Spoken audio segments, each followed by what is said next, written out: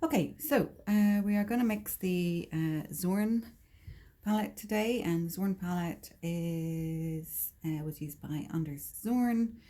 It's a great limited palette to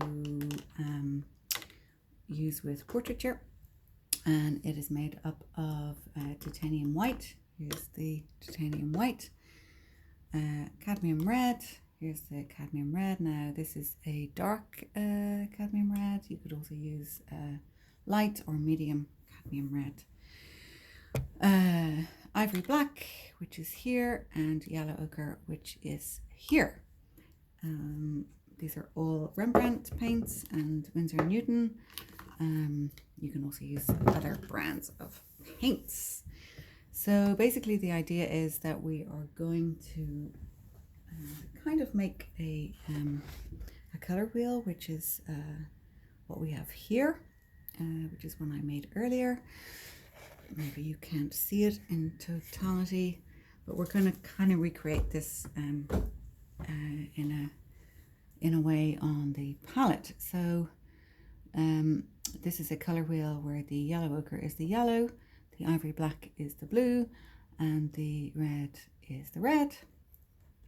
So what we are going to do is we're going to start off by taking quite a good amount of your yellow ochre and mixing that with a good amount of your ivory black until you get some kind of a green.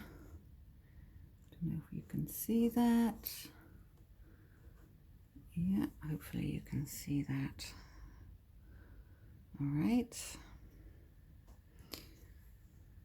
Yep. So the yellow ochre and the ivory black makes a kind of a lovely kind of green. So it's important that you mix enough of this because you're going to be mixing it down as well. What I mean by that is you're going to be mixing it with white.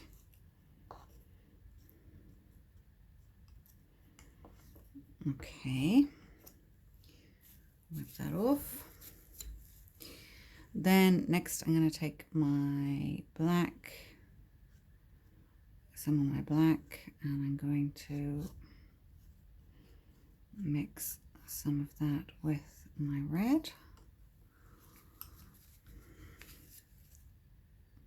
Now cadmium red is a very powerful red. Yeah, I've used quite a lot of it here. So you'll actually find that you might not need, you won't need equal amounts of each paint because different paints have different tinting qualities. So you can see there that it's kind of made a bit of a kind of brown, which is, handy to use for your sort of starting off instead of a sienna, for example, or an umber. But I'm going to add a little bit more black because I did want it to be slightly more purpley. You can't really tell until you've mixed some white into it, so it might be that I will need to mix that up a little bit more. And then, so now I have my green and my purple. Now I'm going to make an orange. Oops, I've got some black on that. Darn it. Okay. Well, I don't think it's that much. Okay, so this is my orangey color. Now this is just the colors that you're going to mix to start yourself off, and with these colors you're going to be mixing other colors. I'm just going to stand up so I can see that better. So when you use a limited palette, you keep a certain harmony in your painting. And you can all the mixes that you mix are kind of related to each other. Okay, So now we have, I'm going to move this a little bit closer. I can't actually do that. So we've got the yellow ochre, we've got a kind of a green mix, we've got ivory black, we've got a kind of purpley mix or violet. We have got cadmium red, and we've got a kind of an orange. So what we're going to do now is we're going to mix two different values with from each of these colors. And it's also important to be aware that each of these colors has a different tonal value. So for example, my ivory black and my violet are going to be the darkest in value range already, and the yellow ochre and this orange would be a sort of mid-tone, as would the cadmium red most likely.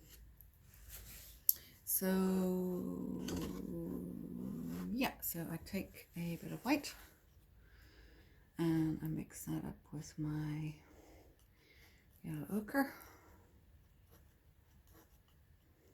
Now, when you have a very extended palette, you can't really do this. Well, you can. You have to mix for a long time, and you end up, potentially with a lot of leftover paint at the end. So that's kind of my mid value yellow. Then I'm going to mix up a lighter value yellow, and I'm going to do the same with each of the 6 tones that I have. Okay, so I make a mix, it's a little bit, maybe a bit too much, no, maybe not. Mix up a mid-value green. Now the colors of the Zorn palette are quite sort of muted, and they come into their own when they're sort of placed beside each other. But they are actually really ideal for flesh tones. Add a little bit more white, mix up a lighter value of this one.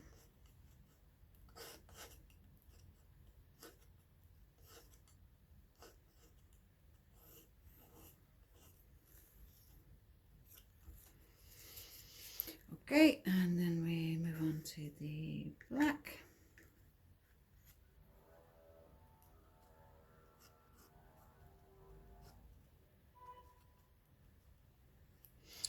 The other advantage of the Zorn palette is that it doesn't have expensive pigments in it, except for the cadmium.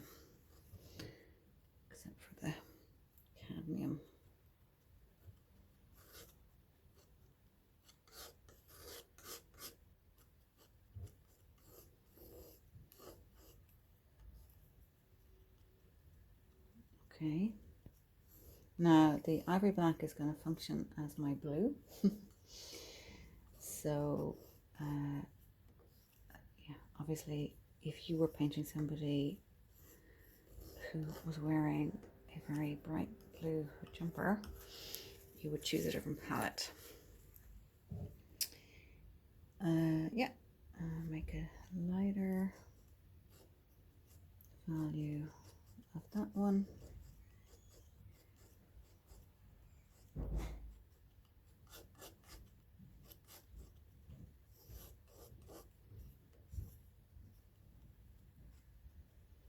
There we go, almost sort of halfway there now.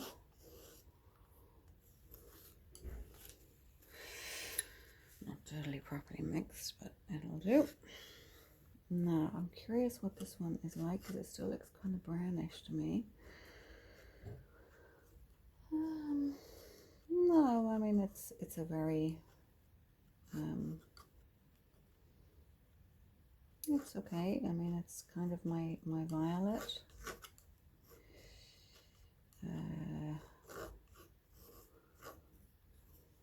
It might be that I will be choosing kind of mixtures from this and this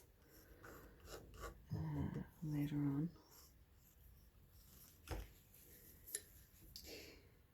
And a lighter version of that one.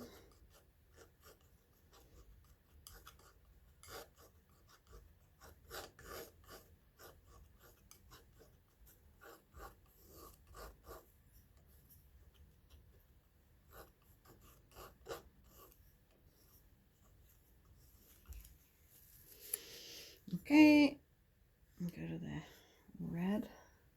Now remember, this is a very strong pigment. So what I mean by that is it has huge tinting strength. It's a very powerful color. If you're using another red, which is not a cadmium, it might not be quite as strong.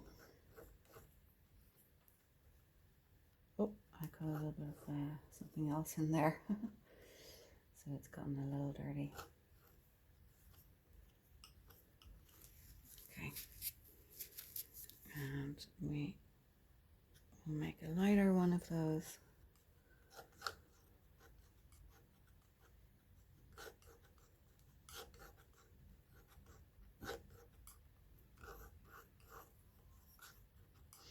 Now, I'm not making enormous heaps here because I know that I have a short painting session.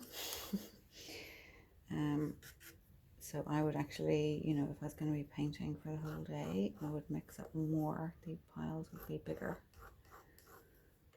Especially if I was focusing on a portrait for a day. Okay, so this one also has some of that cadmium in it, so it still has quite a strong kind of, it still has quite strong tinting.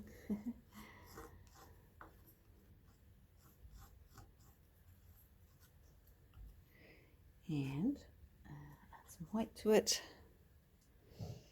How are we getting on? So, wow, look at all those amazing colors that we have. Now,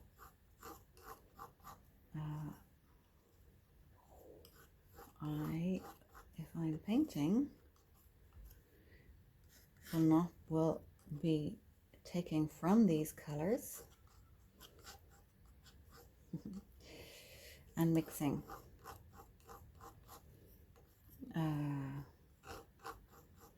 Mixing them together. So, because what you want to do is, you know, create sort of subtle shifts in your colors. So, for example, you might, you know, apply what you know about your color theory. That, you know, obviously you have to look at what you're painting. But if we, I'm just gonna make this one a little lighter. It's quite a dark light value. Need a little bit more white there.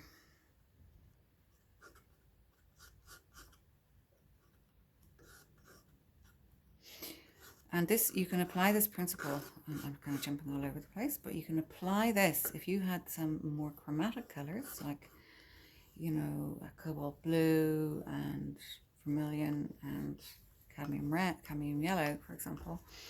You can still do the same thing, and then you know, and then you've got a good starting point. So what I was going to say was, you know that purple and yellow neutralize each other. So we take a little bit of this mid-value yellow and a little bit of this mid-value purple, and then we end up with a really nice gray. And okay, it's got a yellowy gray,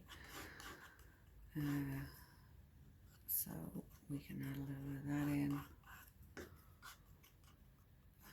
And that's how we can create some really nice shifts. Now you might do this with your palette knife to start with, or you might do it with your brush as you're painting. You might dip your brush into this. This is kind of greenish now, and you might add a bit of this kind of reddish pink here. So all of this is really just your tools, your toys that you're going to play with, but you're still going to be doing quite a lot of mixing amongst these colors. This is just to give you pre-mixes, so that you can, that you don't end up with a lot of mud or a lot of the same, and that you can really sort of arrive at really nice shifts in color. So, this brings us to a nice kind of slightly warmer kind of grey. I know this palette is quite dark, so let's say we took a light value, and we know that orange and blue, for example, neutralize each other, so this is kind of an orange, and this is kind of blue. We mix those together. Okay, the blue is very powerful here, so we'll take a bit more of the orange. And then we're ending up with a very beautiful sort of grey, which might be used as a cool light tone in skin. Can you see that? Yeah. So, yeah. This is the Zorn palette, and obviously you also might be sort of dipping into, your cadmium red and your light value yellow, or your green mix and this one, and then you kind of try and keep everything a little bit together on your palette as you're painting. So yeah, that's it. Try it out and see how it goes. Okay.